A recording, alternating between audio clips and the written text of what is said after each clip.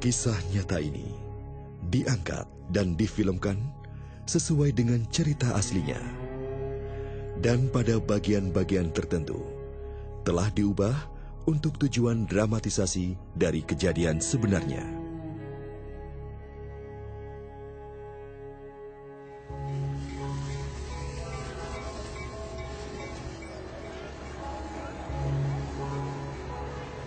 Hidup itu layaknya sebuah perjalanan, di mana ada banyak sekali perhentian di sepanjang jalan itu.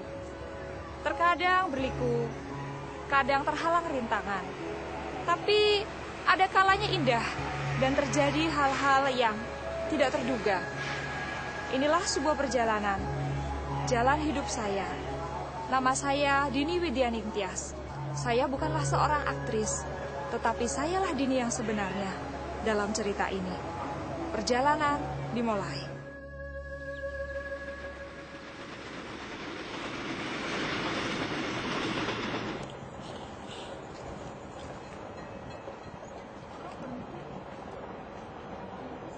Saya dalam perjalanan bisnis naik kereta ekspres Jakarta-Jogja saat kereta tiba-tiba berhenti.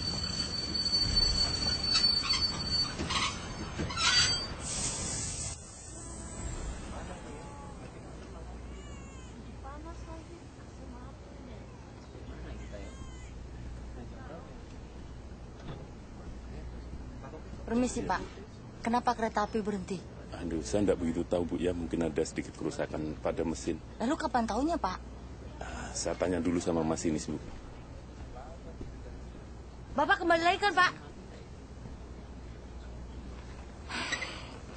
Kalian lihat kan, kita sepanjang hari bisa berhenti di sini.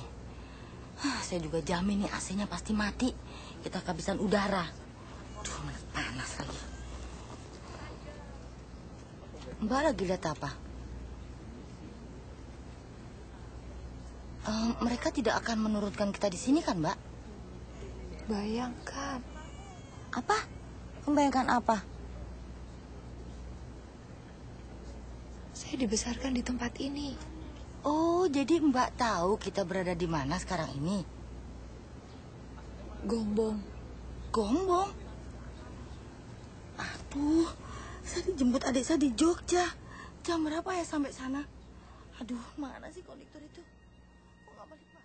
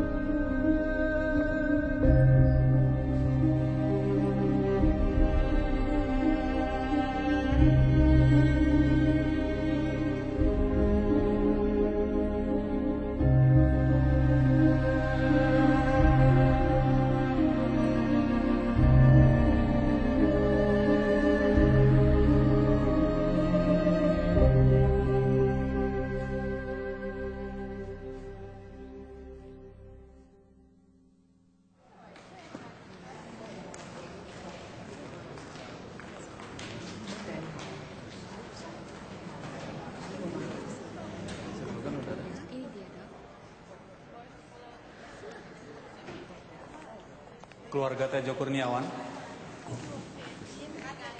Ibu Tejo Kurniawan. Saya Ibu Tejo Kurniawan.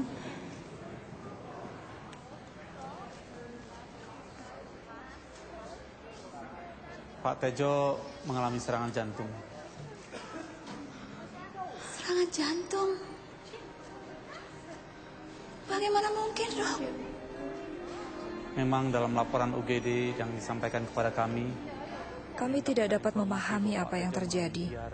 Beberapa saat yang lalu, Bapak terlihat sehat-sehat saja. Kemudian sakit karena diare dan muntah-muntah. Beberapa jam setelah dibawa ke rumah sakit, Bapak alami serangan jantung, lalu meninggal. Bapak meninggal begitu saja. Bahwa saya merasa disambar petir. Apa yang kami bisa sudah kami lakukan untuk menolong Pak Tejo. Namun Pak Tejo sudah tiada. Tak mungkin. Tak mungkin Mas Tejo meninggal. Tidak mungkin. Apa yang terjadi dengan saya? Kami turut berduka cita, Bu. Mohon maaf.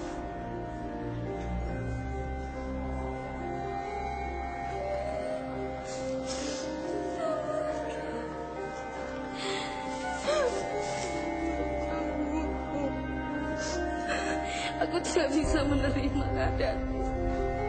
Apa yang harus kulakukan? Mbak, ada yang harus kubicarakan padamu, Mbak. Ternyata Bapak berselingkuh dengan Bu Sundari, saudari ibuku.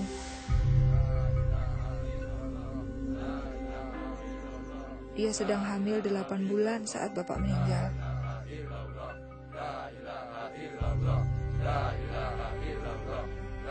Tidak hanya itu, ibu saya juga sedang hamil saat itu.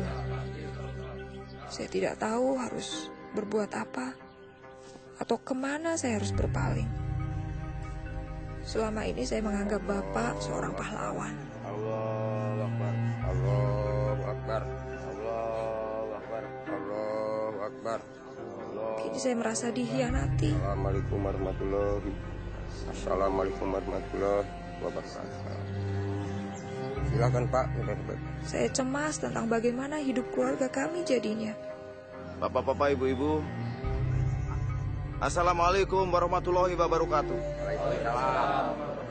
Saya berumur 12 tahun, anak tertua. Dan sekarang ibu saya sedang mengandung lagi. Kepada bapak-bapak, ibu-ibu, dan ibu tidak bekerja. Bagaimana kami bisa bertahan hidup? Saya mohon dan saya harap kepada bapak-bapak dan ibu-ibu untuk memaafkan dia. Saya yang akan bertanggung jawab. Amin.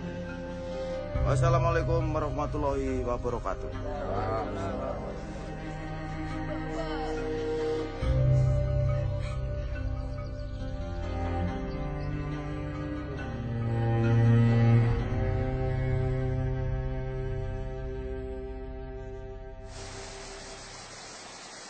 Saya pikir Bule Sundarilah yang paling menderita. Meskipun saat itu saya tidak berpikir begitu. Karena perselingkuhannya dengan bapak saya, kehamilannya adalah aib. Karena itu dia pergi meninggalkan Gombong dan tidak tahu pergi kemana. Meski begitu, aku sudah menasihati Wulandari. Terus gimana, Mbak Yu? Sebenarnya aku katakan bahwa aborsi akan menjadi salah satu jalan untuk mengatasi semua permasalahannya. Kita kan harus berpikir secara realistis, toh? Udah dengar belum, Mbak Yu? Apa? Mas Tejo itu loh, punya garwo simpenan. Istri simpenan? Iya. Yang di Kota Kembang, penjahit itu loh. Dari mana sampean tahu? Atin Sanjaya, sepupunya yang kemarin datang ke sini. Sepupu yang mana, Mbak Yang Yu? itu loh yang sempat nikah sama sopir taksi. Oh. Sebentar. Ya, aku dengar ya, bisnis peternakan ayam tarung Masku itu laku dijual dengan harga bagus. Iya kan? Tentu saja istrinya punya uang banyak tuh. Belum lagi soal studio fotonya itu. Itu. Kok enggak pernah tahu? Tejo Masmu itu taunya juga juru foto ulung toh. Enggak. Masku itu Tejo itu banyak keahliannya, banyak nih. Banyak. Terutama soal wanita kan? Siapa yang nggak kenal sama Tejo Kurniawan. Wah, di setiap tempat dia bisa menaklukkan wanita itu. Ya, kita lihat saja nanti bagaimana nasib keluarga itu. Tapi yang saya paling sedihkan adalah Sundari. Bagaimana dengan nasib Sundari, ya kan? Aku tahu itu. Paling juga nanti dia datang ke rumahmu, mengetuk pintu dan minta pertolonganmu. Habis kepada siapa lagi dia mau minta pertolongan? Masa sama aku kan ya nggak mungkin. Iya. Saya pikir juga begitu. Dia pasti akan datang ke rumahku. Tapi kalau dia ketemu dengan istriku, aku tidak bisa berbuat apa-apa.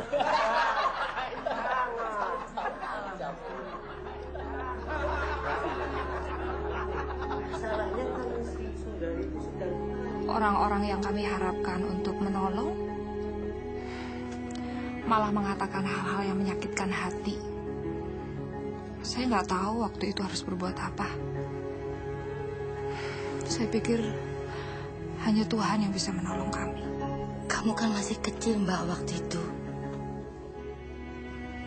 Ya, saya tidak pernah ke lapangan itu lagi. Sampai akhirnya uang pensiun Bapak cair, kami pindah ke Semarang. Ibu buka toko kecil di rumah baru kami untuk memenuhi kebutuhan hidup.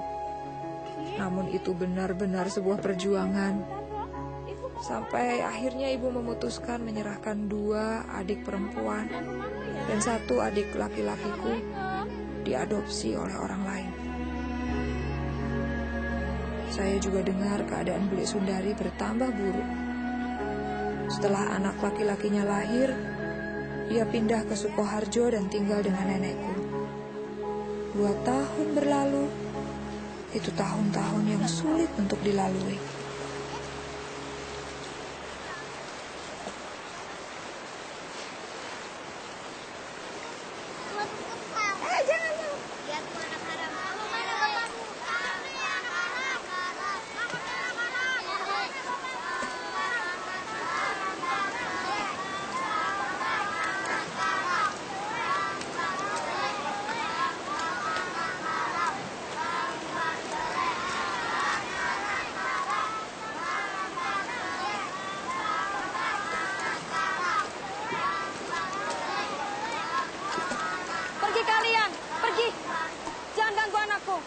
Pergi kalian.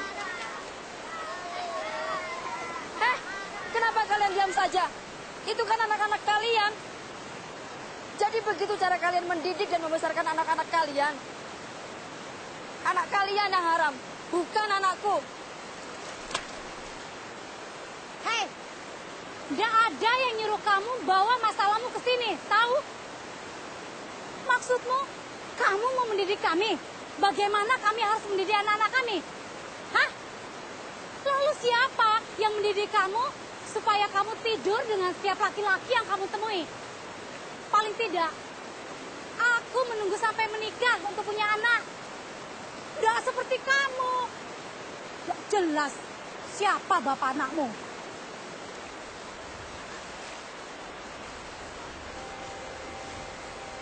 Siapa bapak anakmu?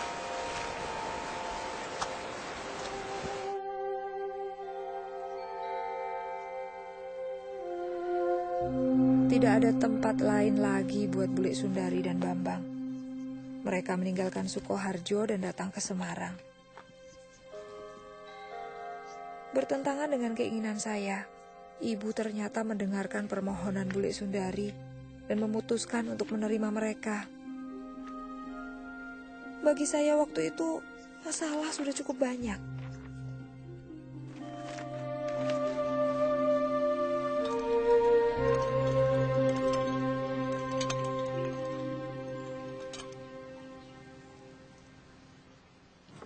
Aku tolong ambilin jemuran ya, Nar. Pergi sana. Ngapain di sini? Bilang pergi. Kamu tahu enggak? Tuh benci sama kamu.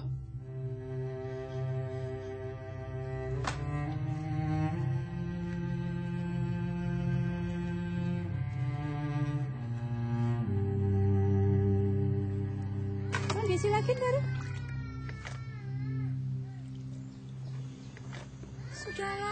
khawatir. Kan ada Dini yang jaga.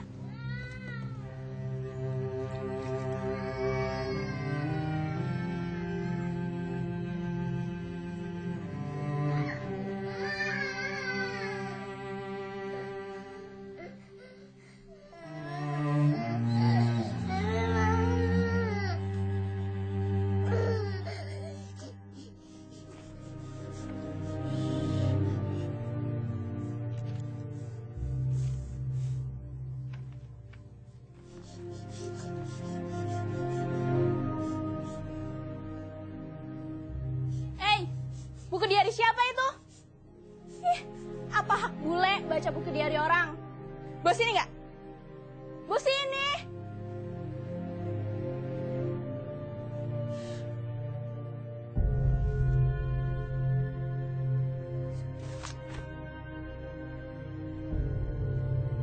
Ketika saya lihat bule Sundari baca buku harian saya nggak tahan lagi.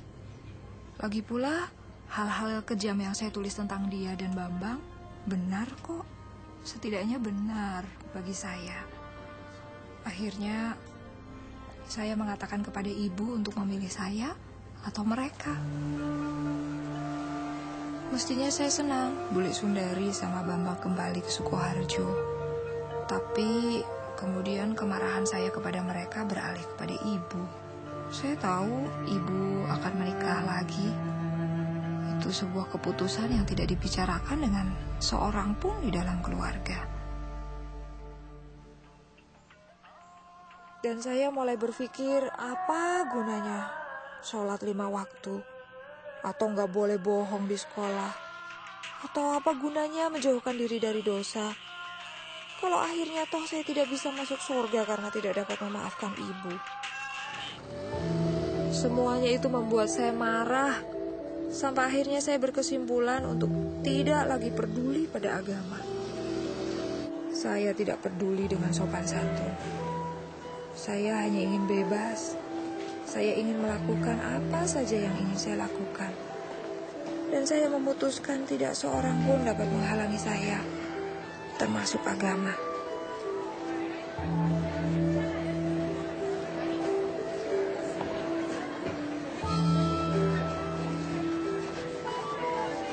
Saya mulai melanggar setiap peraturan yang ada. Waktu itu saya kelas 1 SMA. Saya melakukan apa saja yang saya mau. Tapi kemudian saya melihat hal-hal yang mengejutkan. Saya melihat seorang teman saya merangkak begitu rupa di atas lantai. Dia alami pendarahan karena keguguran. Atau teman saya lainnya yang dipenjara karena ia tertangkap basah mencuri. Dan saya mulai bertanya pada diri saya sendiri, apa kehidupan seperti ini yang saya inginkan? Hidup yang diatur oleh agama tidak membuat saya bahagia. Tapi hidup bebas tanpa aturan agama juga bukan hidup yang saya inginkan.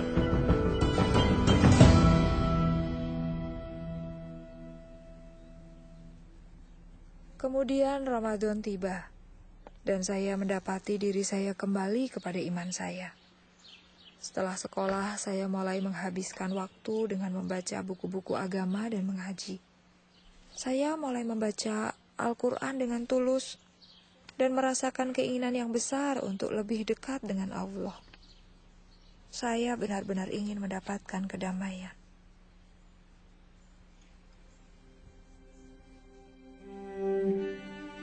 Saya mulai mempersiapkan diri untuk sholat tahajud.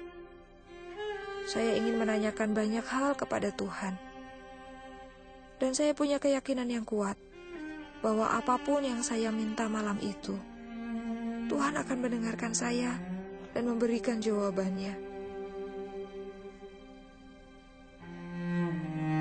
Allahu Akbar.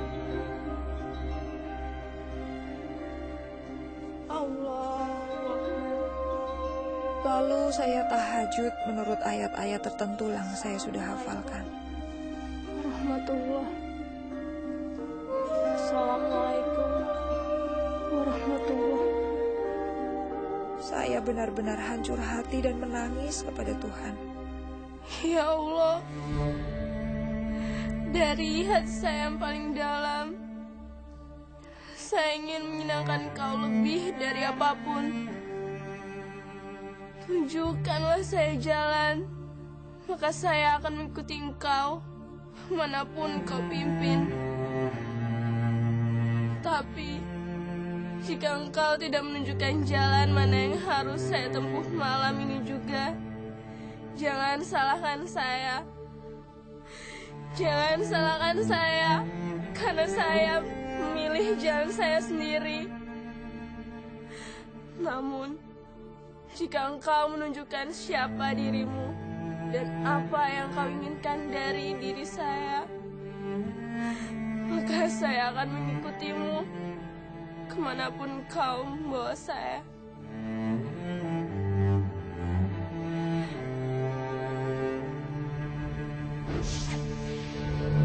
Pada saat itu, cahaya terang tiba-tiba muncul di hadapan saya. Kemudian membentuk sesosok manusia yang memakai jubah putih. Saya tidak dapat melihat dengan jelas wajahnya, tapi kehadirannya entah mengapa memberi saya ketenangan dan keyakinan. Dan tiba-tiba, entah bagaimana saya menyadari bahwa dia adalah Isa. Dan dia berkata, "Ikutlah aku." Tini, ikutlah aku. Saya bingung karena saya pikir, Tuhan, saya ini kan orang Islam, bagaimana mungkin saya mengikuti Engkau? Kau adalah orang yang dipanggil Tuhan oleh orang-orang Kristen. Tuhannya orang murtad, yang tidak mengenal Allah. Dan ia menunggu saya untuk datang kepadanya. Air mata saya mulai menggenangi wajah, dan akhirnya saya berkata, "Tuhan, jika ini adalah jalan kebenaran, maka saya ingin mengikuti Engkau." Pada saat itu saya merasakan damai yang belum pernah saya rasakan. Saya melihatnya tersenyum dan kemudian pelan-pelan pergi.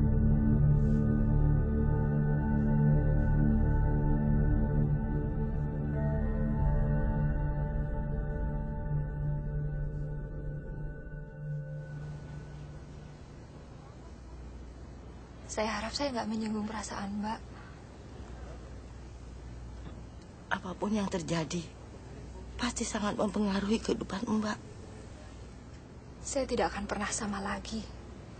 Saya benar-benar berubah sejak hari itu. Saya mengerti. Lalu apa kelanjutannya, Mbak? Saya mulai mencari orang Kristen. Di desa saya tidak ada satu orang pun orang Kristen. Tapi di desa seberang ada. Saya mulai ke sana. Mula-mula mereka takut karena saya meminta satu Alkitab pada mereka. Tapi kemudian mereka memberikannya dan saya mulai membacanya. Semuanya itu saya masih berusaha untuk sembunyikan dari ibu. Tapi gak lama kemudian ibu tahu. Seorang ibu pasti tahu apa yang terjadi, Mbak. Lalu apa kelanjutannya? Ya, ibu minta saya berubah. Dia menangis. Dia merasa gagal sebagai seorang ibu. Dia pikir saya masih marah dengan pernikahannya. Dan dia pikir saya masih balas dendam. Dan anggota keluarga yang lain?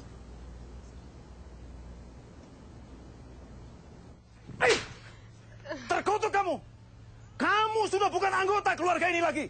Arif, jangan terlalu kasar. Dia masih perlu waktu untuk memikirkan kembali. Tapi dia sudah diberikan cukup banyak waktu untuk memikirkan ini kembali. Cukup! Cukup! Aku telah berjanji kepada Tuhan. Jikalau Ia telah menunjukkan jalan itu kepadaku, aku akan menurutinya. Aku tidak bermaksud untuk melukai siapapun di ruangan ini. Tapi aku telah membuat keputusan. Duh, Dini, ibu dan ayahmu juga sudah membuat keputusan. Sebagai orang Islam yang sekaligus orang Jawa, mempunyai tanggung jawab dan kewajiban yang sangat berat, yaitu membesarkan dan mendidik anak-anaknya. Kewajiban anak-anak adalah menghormati, tunduk, dan taat kepada orang tuanya. jika kamu masih tetap saja senantiasa memilih jalan hidupmu sendiri dalam soal agama, maka kamu juga harus bertanggung jawab untuk hidupmu sendiri. Kamu tahu apa artinya itu? Kamu harus mencari uang sendiri untuk segala sesuatu. Makan, sekolah, tempat tinggal, semuanya. Semuanya. Duh, Dini, maksud pamanmu itu berarti kamu sudah tidak lagi mempunyai hak untuk meminta segala sesuatu pada orang tuamu. Mengerti? Nah, sekarang ambil barang-barangmu dan pergi.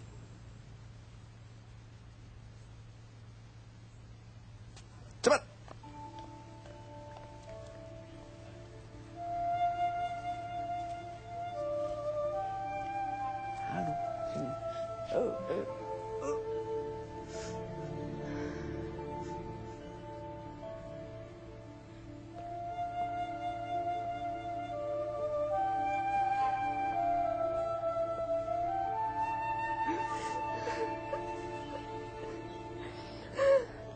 Saya tidak tahu dari mana kekuatan itu datang.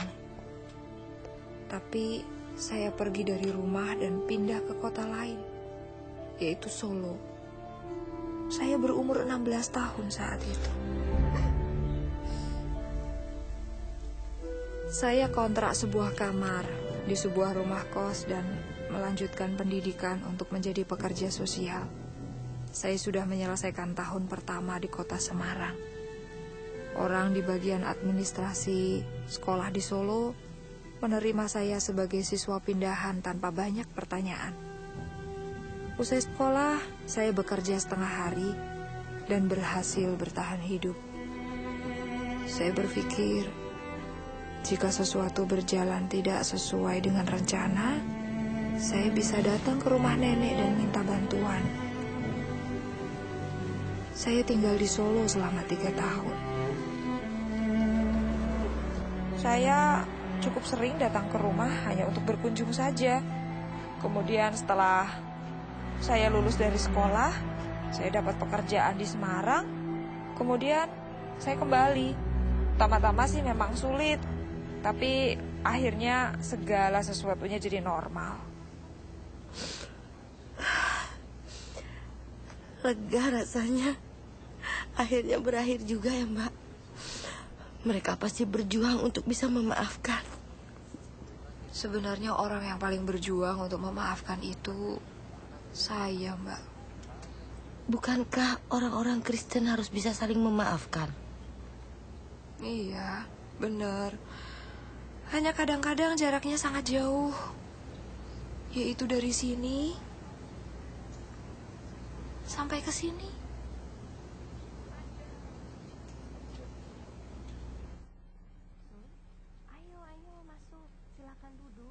Gak usah repot-repot, Mbak.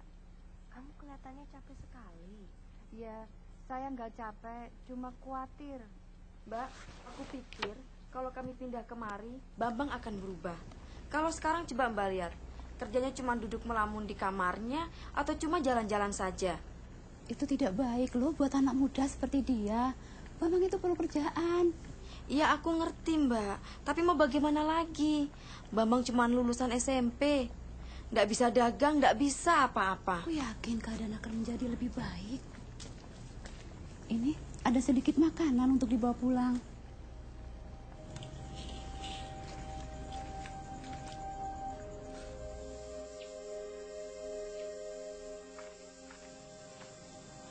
Assalamualaikum.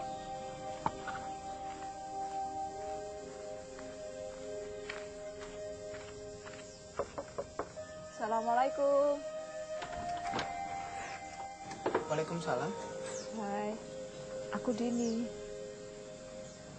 Mbak Dini? Iya, aku Dini. Ibumu ada di rumah? Ada.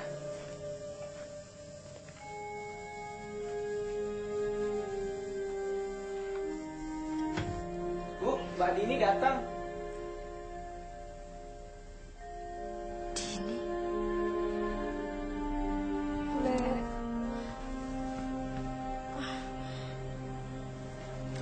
silakan duduk. Din, mau minum apa, Din? Nggak usah repot-repot, Bule. Beberapa hari lalu, saya dengar pembicaraan Bule sama Ibu.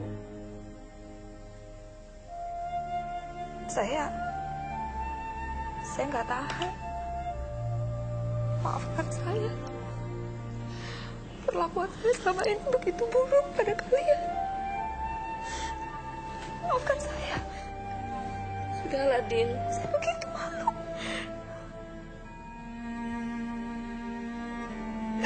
Aku mohon maafkan aku.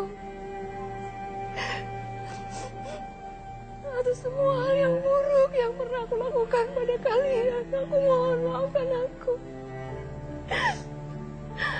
Aku menyesal. Sudahlah, Din. Bunda sudah memaafkan.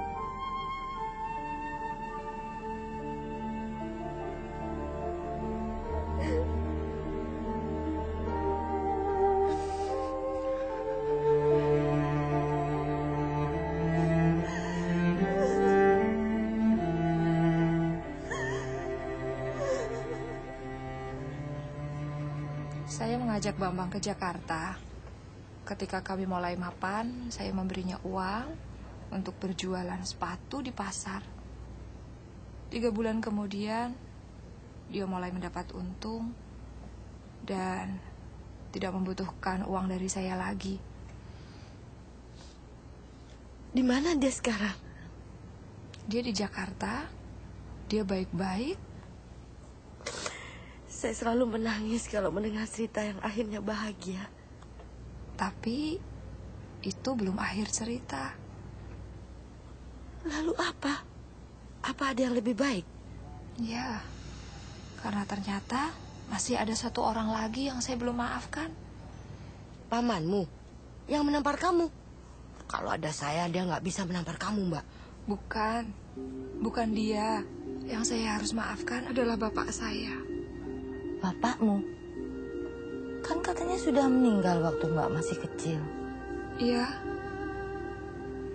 Yang meninggal dan meninggalkan saya dalam banyak kebingungan.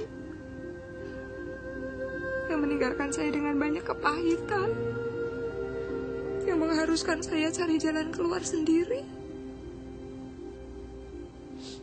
Dan sekarang Mbak sudah memaafkannya. Kapan hal itu terjadi? Baru saja.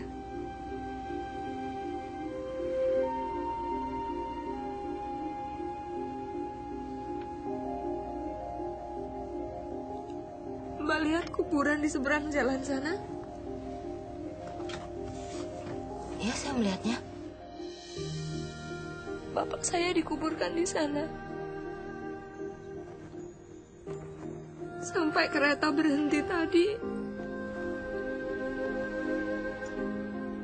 sikap saya yang tidak mau memaafkan Bapak ikut terkubur juga di situ. Tapi Tuhan itu Maha Pengasih. Tuhan tidak menghendaki saya mengambil sikap sesuai pengertian saya sendiri. Tuhan berkata kalau kita ingin dosa kita diampuni, kita juga harus memaafkan orang-orang yang bersalah pada kita.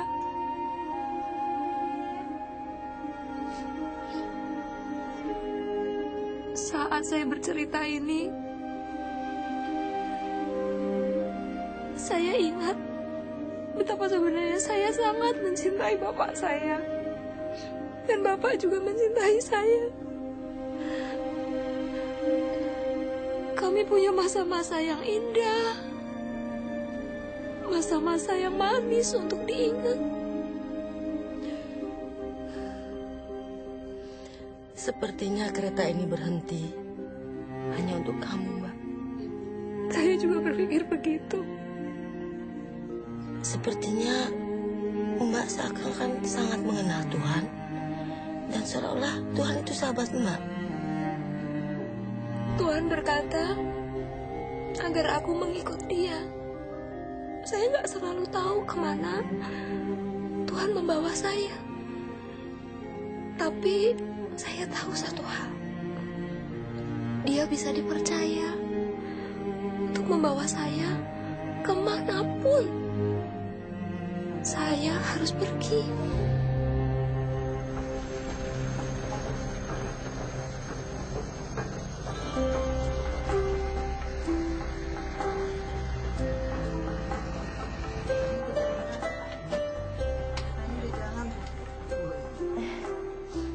Akhirnya jalan juga, Mbak. Kita berangkat. Iya, kita berangkat. AC-nya juga nggak dimatiin. Nggak dimatiin. Saya pikir ceritanya berakhir di sini sekarang. Atau marah baru mulai. Apa yang ini akan berakhir lebih bahagia? Mbak lah yang harus kasih tahu akhirnya itu pada saya.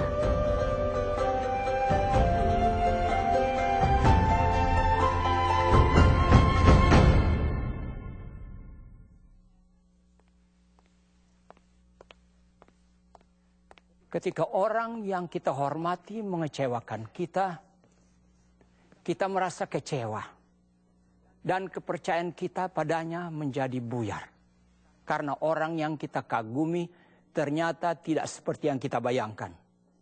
Yang lebih buruk lagi, kita memendam kepahitan. Semakin penting orang itu dalam kehidupan kita, semakin besar jadinya kekecewaan itu. Dini yang kala itu masih muda, merasionalisasikan bahwa ia punya hak untuk marah dan menjadi pahit. Marah dan pahit terhadap orang tuanya, terhadap bibinya, Sundari, dan saudara tirinya, Bambang, bahkan marah kepada Tuhan. Kemudian Dini mengalami perubahan yang luar biasa. Dini mendapatkan penglihatan akan Tuhan Yesus ketika ia mencari kehendak Tuhan atas hidupnya dan memutuskan untuk mengikuti Yesus kemanapun Yesus pimpin. Dengan cara yang tidak kita mengerti sebagai manusia, Yesus menembus dinding kamar tidurnya, mengelurkan tangannya kepada Dini dan berkata, "Ikutlah aku." Datang kepada Yesus adalah langkah pertama yang sangat bagus. Tetapi seperti kehidupan nyata yang Dini ceritakan kepada kita, kehidupan kita di bumi adalah perjalanan yang berliku-liku dan penuh dengan belokan, pemberhentian di luar jadwal, dan banyak pelajaran di sepanjang jalan. Namun kita percaya kepada Tuhan Yesus. Kita seperti Dini, mengikuti Yesus kemanapun Yesus membawa kita, dan melakukan apa yang Yesus minta. Bagi Dini ada banyak jalan yang bisa ia ambil.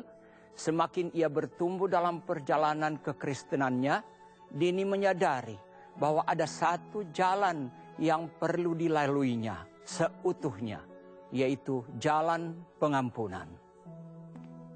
Suatu jalan yang tidak mudah diambil, tetapi Dini berhasil mengambilnya karena kekuatan kasih. Bukan sembarang kasih, tetapi kasih yang datang dari Tuhan. Kasih yang tidak bersyarat. Rasul Paulus menulis di 1 Korintus pasal 13 tentang kasih. Ia berkata bahwa kasih itu sabar dan murah hati. Kasih tidak pemarah dan tidak menyimpan kesalahan orang lain. Kasih percaya segala sesuatu, mengharapkan segala sesuatu dan menanggung semua hal. Itulah kasih yang tidak pernah gagal. Kasih yang Dini selalu cari, bahkan ketika ia memberontak dan terhilang. Ini adalah kasih yang ia perlukan untuk mampu menahan penolakan dari keluarganya. Inilah kasih yang ia butuhkan untuk memaafkan orang-orang yang paling menyakitinya, termasuk sang ayah. Saudara, dengan kasih inilah Bapa di sorga mengasihimu. Ia mengasihimu apa adanya. Ketika Dini berseru kepada Tuhan untuk menunjukkan jalan kepadanya, ia tidak tahu bahwa Isa akan datang kepadanya dalam suatu penglihatan di suatu malam, menampakkan kemuliaannya dan meliputinya dengan kasih dan kelembutan. Namun itulah yang terjadi. Saudara, Yesus mungkin mendatangi atau tidak mendatangi Anda dalam sebuah mimpi atau penglihatan, itu tidak penting. Yang lebih penting adalah Tuhan mengasihi Anda Dan Tuhan ingin Anda menjadi anaknya melalui iman dalam Yesus Kristus. Tuhan ingin Anda masuk menjadi anggota keluarganya dan hidup bersama Dia selama-lamanya di surga ketika hidup Anda berakhir di dunia ini. Apakah Anda siap membuka hatimu untuk Yesus seperti yang Dini lakukan? Jika Anda ingin menerima Yesus Kristus sebagai juru selamatmu, mari ucapkan kata-kata ini bersama dengan saya. Katakan, "Ya Tuhan, saya percaya Yesus. Saya menerima Yesus sebagai Tuhan dan Juru Selamat saya. Ampuni dosa-dosa saya dan jadikan saya anak-Mu ya Tuhan. Terima kasih. Dalam nama Yesus, amin." Sekarang Anda hidup dalam keselamatan abadi dengan Tuhan. Sekarang Anda anak Tuhan. Puji Tuhan.